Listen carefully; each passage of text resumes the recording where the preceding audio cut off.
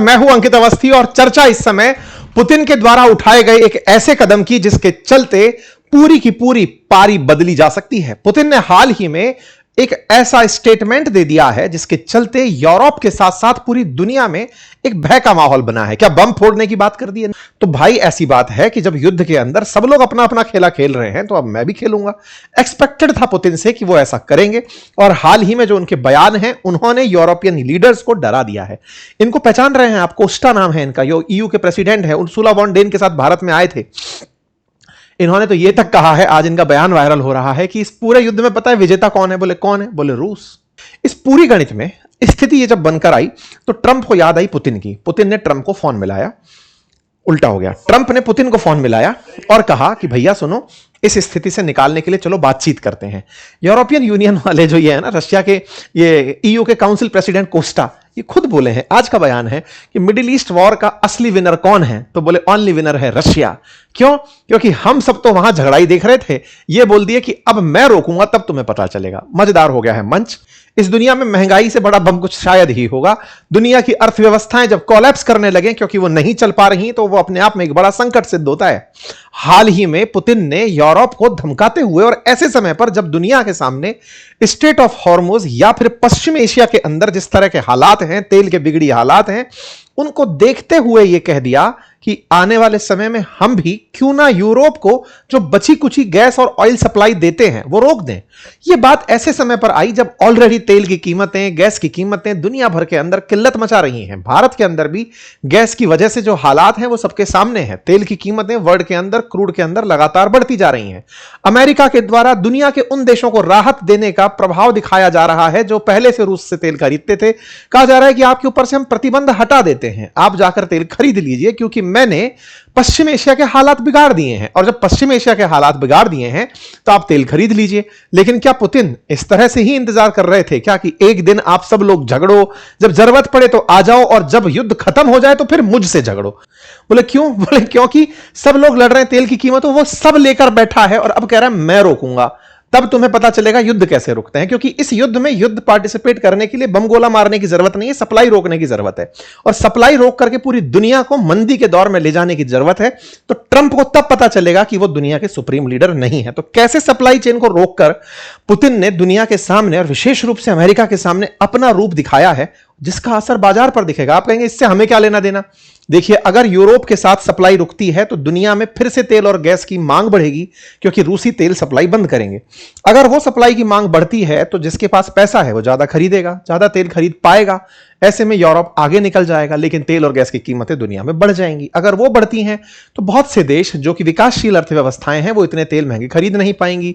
Work from home होने लगेगा, restaurants बंद होने लगेंगे, रास्तों में गाड़ियां रुकने लगेंगी, बहुत से काम अटकने लगेंगे। धीरे धीरे महंगाई बढ़ने लगेगी। वृद्धि दर नहीं बढ़ेगी लेकिन महंगाई बढ़ेगी। स्थिति को स्टैगफ्लेशन कहा जाएगा। और वो जब स्थिति बनकर आएगी तो फिर मार्केट की कंपनियां ग्रोथ नहीं कर पाएंगी, बाजार धड़ाम हो जाएगा। इसी को तो मंदी कहते हैं। पुतिन का बयान जान लीजिए कि ईयू कंट्रीज प्लान कर रहे हैं इंपोज करने के लिए हम पर additional restriction on LNG and oil. तो ऐसी बात है कि मैंने अपनी सरकार से कह दिया है कि जरा खुद से एक बार पॉसिबिलिटी चेक करो कि अगर हमने एनर्जी सप्लाई रोक दी यूरोपियन बाजार को तो क्या हाल होंगे। हम पर खुद आकर दरवाजा बंद हो, इससे पहले हम ही दरवाजा बंद कर दें तो क्या हाल होंगे। एक सबसे जरूरी बात और वो ये कि एक छोटा सा कार्य जो हम अक्सर आपसे रिक्वेस्ट करते हैं वो है चैनल को सब्सक्राइब करने का। मेरे प्यारे साथियों, जहां आप मुझे सुन रहे हैं उसके नीचे एक सब्सक्राइब का बटन दिया हुआ है, जिसे दबाने में कोई खर्च नहीं आता। आपका समय लगता है 2 सेकंड का, लेकिन आपकी ये 2 सेकंड की कीमत हमारे लिए हौसला बनती है।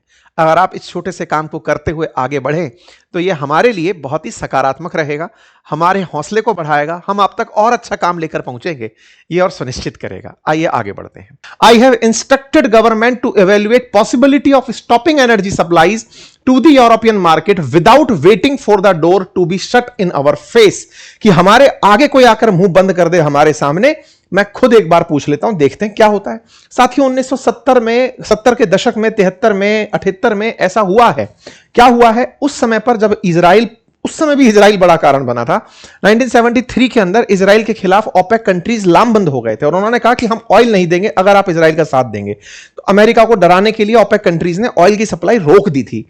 दुनिया में तेल की कीमतें उस समय 4 गुना बढ़ गई थी। परिणाम क्या निकला कि वेस्टर्न कंट्रीज में मैसिव फ्यूल शॉर्टेज आ गई थी, लॉन्ग गैस स्टेशंस पर लाइनें लगने लगी थी, बहुत सारी दिक्कतें दुनिया के सामने आ गई थी। 1979 में ये जो ईरान जो आज का कारण है वो उस समय भी कारण बना जब यहां पे इस्लामिक रेवोल्यूशन हुआ। इन्होंने ऑयल सप्लाई रोक दी थी। उस समय भी तेल की कीमतें $35 प्रति बैरल तक पहुंच गई थी। आज के भाव में $120 प्रति बैरल के आसार। वो स्थिति भी बहुत ज्यादा खतरनाक बनी थी। अमेरिका तक को अपने इंटरेस्ट रेट्स को रोकने के लिए नियम तरीके बनाने पड़े थे ताकि महंगाई को रोक सकें। 1990s में भी जब इराक ने कुवैत पर चढ़ाई कर दी थी, ऐसे ही हालात बने थे। भारत की अर्थव्यवस्था पर गहरा असर पड़ा था।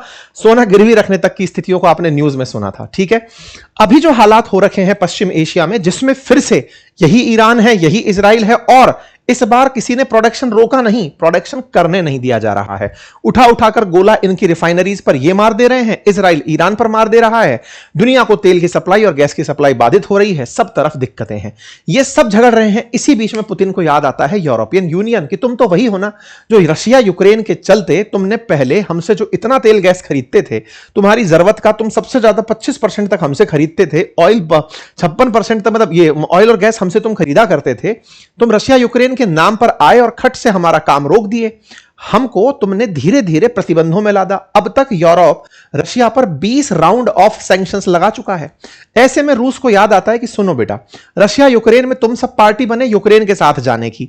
हमारा तेल गैस खरीदकर हमारी अर्थव्यवस्था तोड़कर यूक्रेन को बचाने की तुम सबने सोचा। कोई बात नहीं, हम चुपचाप रहे। हमने बाजार तलाशे, चाइना तलाशा, इंडिया तलाशा, टर्की तलाशा, तमाम जगह हमने माल बेचा।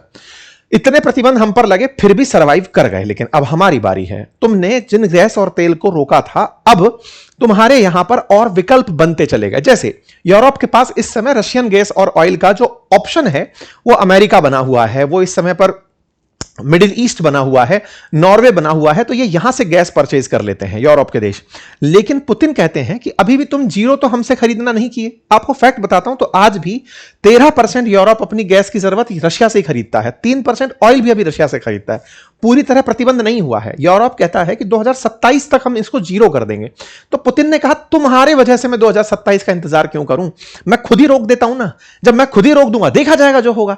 तो भाई साहब, जहां पहले 45% गैस इंपोर्ट होती थी, आज वो घटकर 13% भले ही रह गई हो, लेकिन पुतिन कह रहे हैं इसको मैं आज खुद जीरो कर देता हूं। अगर मैं जीरो कर दूंगा बेटा, तब तुम्हारे पास आज का अल्टरनेट मिडिल ईस्ट नहीं है।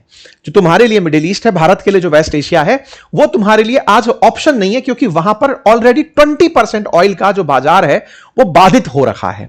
तुमने हमारी जरूरतों के हिसाब से। लेकिन एक इंटरेस्टिंग बात है, पता है, यूरोप ने इस बीच में सब रोका, लेकिन फर्टिलाइजर यहीं से मंगवाया, रशिया से ही मंगवाया सबसे बड़ी मात्रा के अंदर। तो बोले तुम बेटा खेलो अपना, हम तुम्हारे साथ खेला खेल देते हैं। और पुतिन की जो ये धमकी आई है, देखो इन यूरोप के देशों ने बहुत से तरीके से खेल खेला। भारत पहले इनको बढ़िया रिफाइन करके तेल दे रहा था, लेकिन ये ट्रंप के जाल में फंसते चले गए। ट्रंप के जाल में जो फंसे, आज स्थितियां आपके सामने हैं।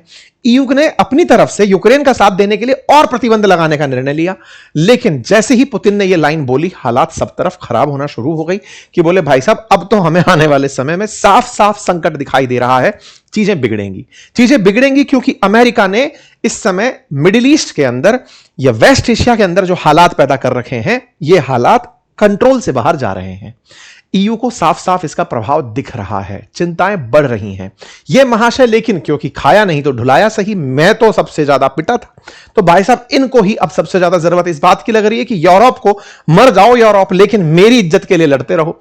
तो ये भाई साहब तो ये तक कह रहे हैं कि जिन जहाजों से रूस तेल भेजता है उन पर अब मैं भी प्रतिबंध लगाऊंगा। मैं ढूंढ ढूंढ कर बताऊंगा, देखो ये शैडो फ्लीट है, ये रशिया वाले नकली जहाज बनाकर भेज रहे हैं, उनको रुकवाने में मदद करूंगा। तो ये भाई साहब दुनिया के लिए, मतलब आने वाले समय में, मैं कई बार कहता हूं कि इन्हें पता नहीं दुनिया किस तरह से ट्रीट करेगी। इन्होंने दुनिया को बहुत संकट दिए हैं। इनकी एक जिद ने, जो नाटो ज्वाइन करने की थी, उसने इनको कहां तक ले जाके खड़ा किया। वैश्विक हालात जो पैदा किए वो एक व्यक्ति की हट थी। अगर ये नाटो ज्वाइन करने की बात ना कर रहे होते तो शायद यूक्रेन का यह हाल ना होता, ऐसा विश्लेषकों का मानना है। फाइनली ये नाटो से हटने की जिद भी कर, मतलब मान भी गए कि नाटो ज्वाइन नहीं करेंगे। अब उनका इतना निवेश हो चुका है कि अब हम पीछे नहीं हटेंगे। तो दुनिया में जो हालात हैं वो अब आपके सामने। खैर, इस बीच में एक बड़ा खेल हुआ है, और वो खेल हुआ है हंगरी की तरफ से। हंगरी के जो राष्ट्राध्यक्ष हैं ऑर्बन विक्टर, उन्होंने यूरोपियन यूनियन के देशों को कहा है कि सुनो भाई, तुम लोग यूक्रेन के चक्कर में मत आओ। पहले ही हमारे पास जो ऑयल पाइपलाइन आती थी, असल में क्या, रशिया से यूक्रेन, यूक्रेन से जस्ट दक्षिण के अंदर है हंगरी। तो यूक्रेन से होते हुए एक पाइपलाइन आती थी जो यूक्रेन से निकलते हुए होती रशिया से थी, यूक्रेन से पास होती थी और जाती थी कहां पर, हंगरी में। रशिया यूक्रेन ने क्या किया, उस पाइपलाइन पर नुकसान पहुंचा दिया और हंगरी को गैस पहुंचना और तेल पहुंचना बंद हो गया। उसका नाम था ड्रेजुबा ऑयल, ड्रेजुबा ऑयल पाइपलाइन।